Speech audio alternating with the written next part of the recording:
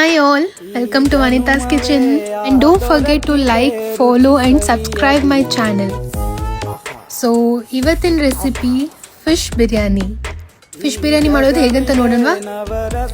So first ಮೀನ್ ಶಾಪ್ಗೆ ಹೋಗಿ ಒಳ್ಳೆ ಮೀನು ತೆಗೆದು ಕ್ಯೂಬ್ ಆಗಿ ನೋಡಿ ಇದೇ ಥರ ಕಟ್ ಮಾಡಿಸ್ಬೇಕು.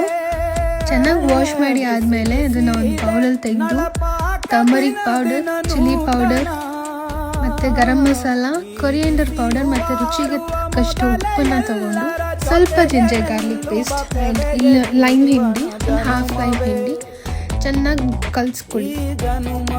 ಈ ಥರ ಚೆನ್ನಾಗಿ ಮಿಕ್ಸ್ ಮಾಡಿಕೊಂಡು ಇದನ್ನು ಪ್ಲೇಟ್ ಮುಚ್ಚಿ ಸೈಡಲ್ಲಿ ಇಡಬೇಕು.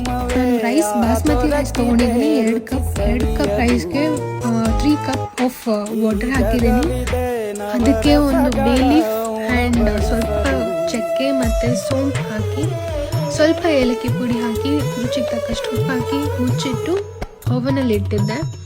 ಇಷ್ಟೊತ್ತು ನಾವು ಮಾಡಿದ್ದು ವಿದೌಟ್ ಫೈರ್. ಸೊ ನಾವು ವಿತ್ ಫೈರ್ ಇವಾಗ ಬಿರಿಯಾನಿ ಮಾಡೋ ಪಾತ್ರೆನ ತೆಗೆದು ಸ್ಟವ್ ಮೇಲಿಟ್ಟು ಸ್ವಲ್ಪ ಆಯಿಲ್ ಹಾಕೊಳ್ಳೋಣ. ಆಯಿಲ್ ಸ್ವಲ್ಪ ಜಾಸ್ತಿನೇ ಇರಲಿ, ಬಿಕಾಸ್ ಫಿಶ್ ಫ್ರೈ ಆಗಬೇಕಲ್ವ. ಇವಾಗ ಅದಕ್ಕೆ ಮ್ಯಾರಿನೇಟ್ ಮಾಡಿಟ್ಟಿರೋ ಫಿಶ್ನ ತೆಗೆದು ಒಂದೊಂದೇ ಇಡೋಣ. ಫಿಶ್ ಯಾವ ಥರ ಕುಕ್ ಮಾಡಬೇಕಂದ್ರೆ ಇಟ್ ಶುಡ್ ಬಿ 70% ಕುಕ್. ಅಂದರೆ ಎರಡೂ ಸೈಡ್ ಕುಕ್ ಮಾಡಿ 70% ಅಷ್ಟೇ ಕುಕ್ ಮಾಡಬೇಕು. ಇನ್ನೊಂದು ಸ್ವಲ್ಪ ಬಂದು ಲಾಸ್ಟ್ ಫೈನಲಲ್ಲಿ ಸ್ಟೀಮಲ್ಲಿ ಕುಕ್ ಆಗುತ್ತೆ. ಸೊ ನೋಡಿ, ನಾನು ಇವಾಗ ಫಿಶ್ ತೆಗಿತಿದ್ದೀನಿ. ಇದು ಒಳ್ಳೆ ಹಲ್ವಾ ಥರ ಕಾಣಿಸುತ್ತೆ ಅಟ್ ದಿ ಎಂಡ್. ಇದು 70% ಆಗಿರೋದು. ಇವಾಗ ಇದನ್ನು ಸೈಡಲ್ಲಿ ಇಟ್ಬಿಡೋಣ.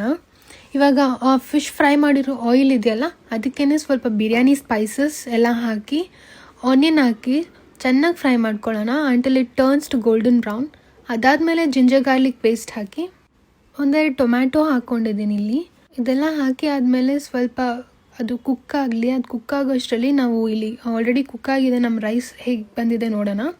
So you can check this, like 70% ಅಷ್ಟೇ ಇದೂ ಕುಕ್ ಆಗಿರೋದು. 60 to 70% ಅಷ್ಟು ಕುಕ್ ಆದರೆ ಸಾಕು. ಇವಾಗ ಈ ರೈಸ್ನ ತೆಗೆದು ನಾವು ಫ್ರೈ ಮಾಡಿಟ್ಟಿರೋ ಮಸಾಲದಲ್ಲಿ ಹಾಕಿ, ಈ ರೈಸ್ ಬಂದು ಒಂದೇ ಕಡೆ ಅಲ್ಲದೆ ಎಲ್ಲ ಕಡೆ ಸ್ಪ್ರೆಡ್ ಆಗಬೇಕು. ಸೊ ದಟ್ ಮಸಾಲ ಕೆಳಗಿರೋ ಮಸಾಲಾನೇ ನಮ್ಗೆ ಕಾಣಿಸ್ಬಾರ್ದು. ಆ ಥರ ಸ್ಪ್ರೆಡ್ ಮಾಡಿ ಅದ್ರ ಮೇಲೆ ನಾವು ಆಲ್ರೆಡಿ ಫ್ರೈ ಮಾಡಿ ಇಟ್ಟಿರೋ ಫಿಶ್ ತೆಗೆದು ಒಂದೊಂದೇ ಜೋಡಿಸ್ಕೊಳ್ಳೋಣ.